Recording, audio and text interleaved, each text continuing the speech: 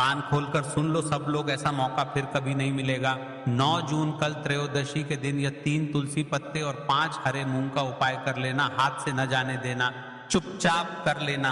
9 जून सोमवार की त्रयोदशी तिथि के दिन यह 3 तुलसी पत्ते और 5 हरे मूंग का उपाय कर लेना। यह चमत्कारी उपाय अभी से तैयारी कर लो, कल इस उपाय को जरूर करना है, फिर अगले साल मिलेगा ऐसा मौका। और हमने हमारी अभी की शिव महापुराण की कथा मैं गुरुवार की रात किया जाने वाला यह 3 तुलसी पत्ते और 5 हरे मूंग का उपाय कर लेना, ऐसा बताया है जो आज तक अपनी किसी भी कथा में नहीं बताया है। जब आपके हाथ तंग चल रहे हो, जब रुपए पैसे कहीं से प्राप्त ही ना हो पा रहे हो, जीवन में चारों तरफ से सिर्फ और सिर्फ परेशानियां आ गई हों, उनसे बाहर निकलने का कोई रास्ता ना दिखाई दे रहा हो, तो यह 9 जून कल त्रयोदशी के दिन 3 तुलसी पत्ते और 5 हरे मूंग का उपाय होगी। हर मनोकामना पूरी मिलेगी, सभी दोषों से मुक्ति, इतना धन आएगा कि संभाले नहीं संभलेगा। माता लक्ष्मी जी और महादेव जी के आशीर्वाद से पूरे साल धन बरसता रहेगा। दोस्तों, जैसा कि लोग जानते हैं कि 9 जून 2025 यानी गुरुवार को पड़ रही है ज्येष्ठ महीने की गुरुवार की तृतीया। और दोस्तों, ये वह तिथि है जो ज्येष्ठ महीने में पड़ने वाली सबसे बड़ी और ज्येष्ठ महीने की तीसरा दिन गुरुवार तिथि है। और हमारे हिंदू धर्म में इसका बहुत ही बड़ा और विशेष महत्व होता है।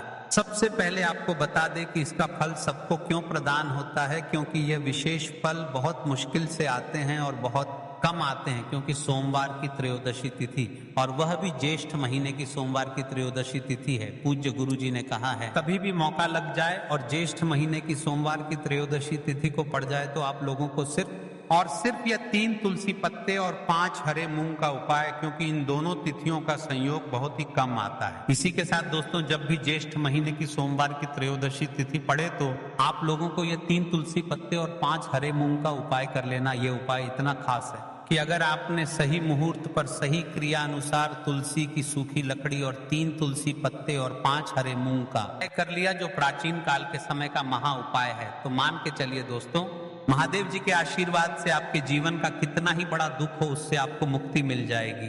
आपकी कोई भी मनोकामना हो, मान लीजिए आप नौकरी की तैयारी कर रहे थे तो आपकी नौकरी लग जाएगी, आपका बंद पड़ा व्यापार चल पड़ेगा। और दोस्तों, आप जिस बीमारी से आप बहुत दिनों से परेशान थे, उस बीमारी से आपको मुक्ति मिल जाएगी। आपके जीवन में धन आना शुरू हो जाएगा, आपके जीवन में धन आने के नए नए रास्ते खुल जाएंगे। और मान के चलिए दोस्तों, फिर आपको किसी भी प्रकार की परेशानी का सामना नहीं करना पड़ेगा। तो बिना किसी फालतू समय को बर्बाद करते हुए उपाय की ओर चलते हैं। तो चलिए अब हम अपने सबसे पहले उपाय की बात कर लेते हैं। देखिए, ज्येष्ठ मास के दिनों में विशेषकर भगवान शिव और माता पार्वती और विष्णु भगवान का पूजन किया जाता है। अब साथ ही साथ सोमवार का दिन भी पड़ गया है, तो ऐसा समझ लीजिए आपके जीवन में धन भी आएगा, सुख भी आएगा, धन बढ़ेगा भी, और साथ ही साथ आपके जीवन के सारे संकटों को भगवान शिव जी दूर कर देंगे।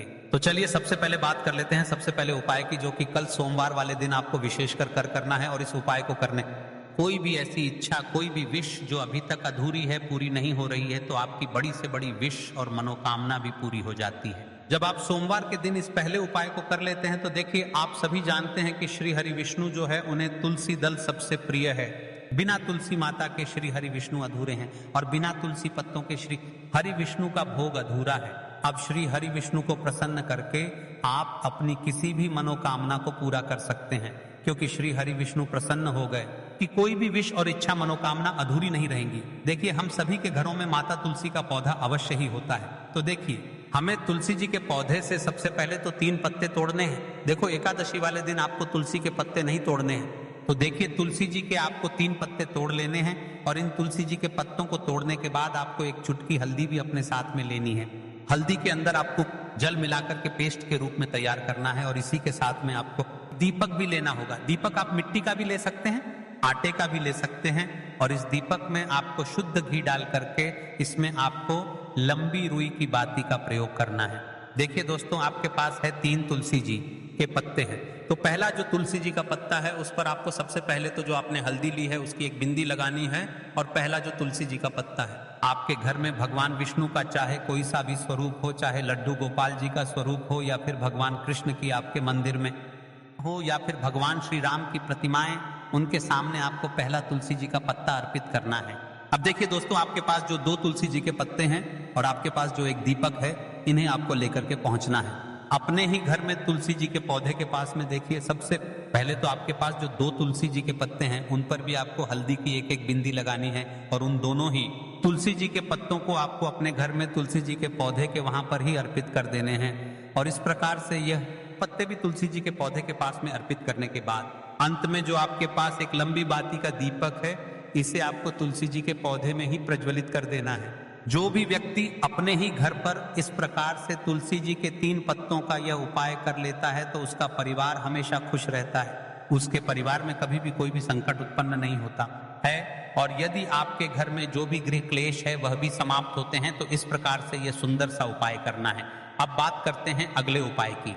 देखो, आपके जीवन में आर्थिक संकट बहुत अधिक हो रहे हैं, धन की समस्या लगातार जीवन में बनी हुई है, 1 रुपयों को प्राप्त करने के लिए आपको बहुत अधिक मेहनत कर रहे हैं, तो आज रात्रि में सोने से पहले आपको हो यह एक चमत्कारी दीपक का उपाय अवश्य करना है। या फिर यदि आपका जो व्यापार है, बिजनेस है, दुकान है, वह अच्छे से नहीं चल पा रही है, तो आज रात्रि में इस विशेष दीपक का उपाय आपको अवश्य करना चाहिए। देखो दोस्तों, दीपक हमारे घर में सभी नकारात्मक शक्ति को बाहर करता है। यह उपाय आपको साल में केवल 1 बार करने का ही मौका मिलता है।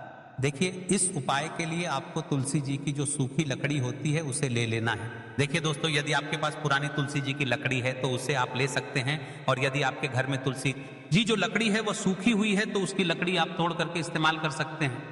लेकिन आपको ध्यान रखना है कि सूर्यास्त से पहले पहले ही आपको यह जो तुलसी जी की लकड़ी है इससे अवश्य ही तोड़ लेना है। तो इस उपाय के लिए आपको सबसे पहले तो मिट्टी का दीपक लेना होगा, चाहे तो आटे का दीपक भी ले सके, क्योंकि आटे का दीपक सभी दीपक में सर्वोत्तम माना गया है। इस दीपक के अंदर आपको शुद्ध घी का प्रयोग करना होगा, और इससे दीपक के अंदर आपने जो तुलसी जी की लकड़ी ली है उसे भी रख देना है। लेकिन यह जो तुलसी जी की लकड़ी है इसमें आपको चारों तरफ अच्छे से घी लगा लेना है। देखिए, गुरु जी ने बताया है कि जो तुलसी जी की लकड़ी है यदि आप उपाय करते हैं और बहुत ही शीघ्रता से जल जाती है, तो इसके लिए आपको एक कार्य करना है। थोड़ी सी रुई ले लेनी है और उस रुई को आपने जो तुलसी जी की लकड़ी ली है उस पर अच्छे से चारों तरफ लपेट देनी है। तुलसी जी की लकड़ी के ऊपर रुई लपेटने के बाद इसे आपको पूरा घी के अंदर डुबो लेना है। अब इसे आपको बाती के रूप में प्रयोग करना है। अब दोस्तों, इस दीपक को आपको प्रज्वलित कहाँ करना है? तो इस दीपक को आपको या तो भगवान विष्णु के सामने प्रज्वलित करना होगा, या फिर आपको भगवान श्री राम के सामने प्रज्वलित करना होगा, या फिर भगवान कृष्ण के, यानी कि भगवान विष्णु के जो भी अवतार हैं उनके सामने आप ये दीपक प्रज्वलित कर सकते हैं, या फिर आप इस दीपक को माता तुलसी जी के सामने भी प्रज्वलित कर सकते हैं। पूज्य गुरु जी ने बताया है कि जो भी व्यक्ति इस प्रकार से तुलसी जी की डंडी से यह दीपदान कर देता है उसके जीवन में कभी भी धन की समस्या नहीं होती है। इसीलिए आपको यह पूरे साल में केवल 1 बार ही मौका मिलता है। इस उपाय को करके देखना, आपकी सभी इच्छाएं जरूर पूर्ण होंगी। ये जो उपाय है रात्रि में सोने से पहले करना है, उपाय सर्वश्रेष्ठ होने वाला है। देखिए, इस उपाय के लिए आपको मात्र 5 हरे मूंग के दाने ले लेना है। देखिए, तिथि है और यह बुधवार के दिन पड़ रही है, इसीलिए आपको 5 हरे मूंग के दाने लेना है। हरे मूंग के दाने आपको साबुत लेने हैं, खंडित नहीं होने चाहिए, इस बात का ध्यान रखें। और इसी के साथ में आपको एक तांबे के पात्र के अंदर अपने घर से शुद्ध जल ले लेना है।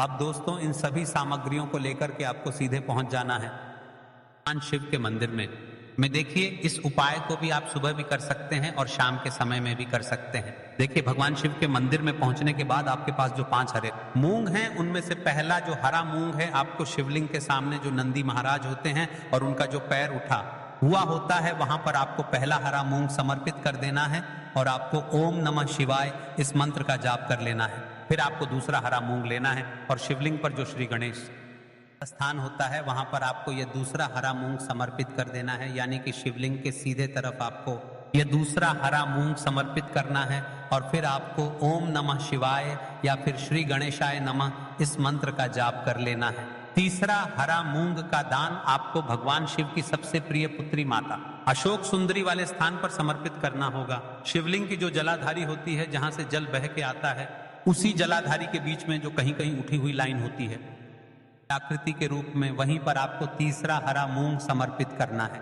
और फिर आपको ओम नमः शिवाय इस मंत्र का जाप कर लेना है।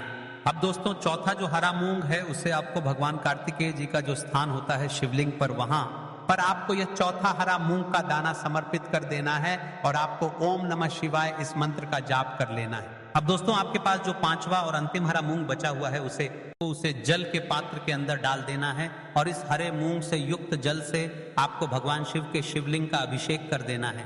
जल आपको बिल्कुल धीरे धीरे समर्पित करते जाना है और लगातार आपको शिव महापुराण के मूल मंत्र श्री शिवाय नमस्तुभ्यम इस मंत्र का जाप करते रहना है। फिर आपको शिवलिंग के सामने बैठकर यदि आप अपने बच्चों के लिए यह उपाय कर रहे हैं, यदि आप अपने बच्चों की बुद्धि, ज्ञान और विवेक के लिए उपाय कर रहे हैं तो उसके लिए आपको प्रार्थना कर लेनी है, या फिर व्यापार में वृद्धि करने के लिए यह उपाय कर रहे हैं तो उसकी कामना करते हुए आपको प्रार्थना कर लेनी है, या फिर अपनी नौकरी के लिए कर रहे हैं, या फिर अपने इंटरव्यू के लिए, या फिर धन की प्राप्ति के लिए कर रहे हैं। जिस भी कामना के लिए आप उपाय कर रहे हैं उसे परिपूर्ण करने के लिए आपको महादेव से प्रार्थना कर लेनी है और फिर आपको वापस अपने घर आ जाना है। पूज्य गुरुजी ने कहा है कि जो भी व्यक्ति इस उपाय को कर लेता है तो यकीन मानिए आपके जीवन की जो सारे कष्ट और बाधाएं ही वह सभी समाप्त होंगे। आप दोस्तों हम जान लेते हैं चौथे चमत्कारी उपाय के बारे में, लेकिन यह उपाय विशेषकर उन लोगों को करना है जिनका व्यापार बिल्कुल भी ढंग से नहीं चल पा रहा है, या फिर जिनके घर में धन की परेशानी बहुत अधिक है, साथ ही साथ जिनका जो बुध ग्रह है वह कमजोर अवस्था में है, तो उन्हें यह उपाय करना चाहिए। बुध ग्रह को मजबूत करने के लिए आपको विशेषकर यह उपाय करना है। देखिए इस उपाय के लिए आपको मात्र एक प्यारी सी बेलपत्र लेनी होगी। बेलपत्र जो है वह से भी खंडित नहीं होनी चाहिए। बेलपत्र यदि आपको प्राप्त नहीं हो पाती है तो आप भगवान शिव के शिवलिंग पर चढ़ी हुई बेलपत्र को पुण्य शुद्ध जल से धोकर के उपयोग कर सकते हैं। इसी के साथ में आपको मात्र एक हरा मूंग लेना है। हरा मूंग भी आपको साबुत लेना है, खंडित नहीं होना चाहिए। और इसी के साथ में आपको एक तांबे के पात्र के अंदर शुद्ध जल लेना होगा। अब देखिए यह तीनों सामग्री लेकर के आपको सीधे पहुंचना होगा भगवान शिव के मंदिर में।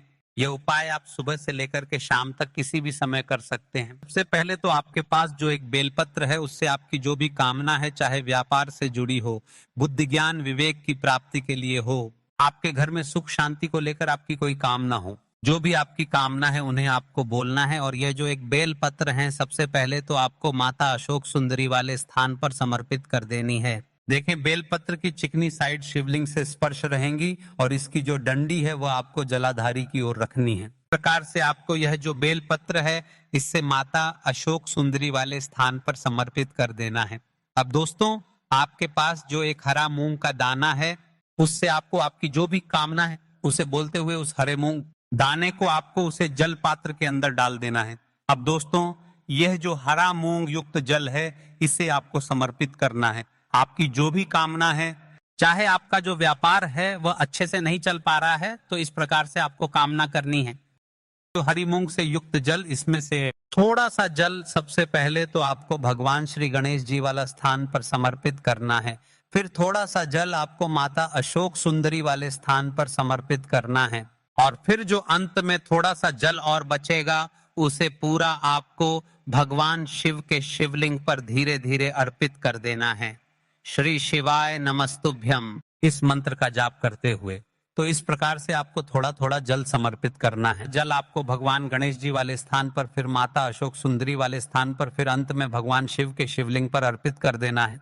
आपकी जो भी समस्या होगी वह विघ्नहर्ता आपकी समस्या को समाप्त जरूर करेंगे। अब हम बात कर लेते हैं तीसरे उपाय की। इसके लिए आपको लेना है 11 चावल के दाने। गुरुजी ने कहा है चावल के दाने खंडित नहीं लेने हैं, बिल्कुल साबुत होने चाहिए। उसके साथ में आपको लेना है एक बेलपत्र। बेलपत्र का भी एक नियम है, आपके पास बेलपत्र नहीं है तो आप शिवलिंग से उठाकर उसको पुनः शुद्ध जल से धोकर इस्तेमाल कर सकते हैं। इस प्रकार आपको बेलपत्र लेना है। इसके बाद आपको एक लोटा जल लेना है। अब ये सब सामग्री लेकर आपको जाना है महादेव के मंदिर में। देखो अब आपको उत्तर साइड में खड़े हो जाना है और सबसे पहले आपको एक बेलपत्र अपने हाथ पर और 11 चावल दाने रखकर शिवलिंग के ऊपर अपना नाम और गोत्र बोलते हुए समर्पित कर देना है और ओम नमः शिवाय श्री शिवाय नमस्तुभ्यम का लगातार जाप करना है। आपको जो एक लोटा जल साथ में लेकर आए थे उसे धीरे धीरे बेलपत्र और चावल दाने के ठीक ऊपर आपको समर्पित करते जाना है और शिव पुराण के मूल मंत्र श्री शिवाय नमस्तुभ्यम का 11 बार जाप करना है। और अपनी मनोकामना बोलते जाना है। देखो बस छोटा सा उपाय करना है, देखना एक दिन आपके सब काम बनने लग जाएंगे।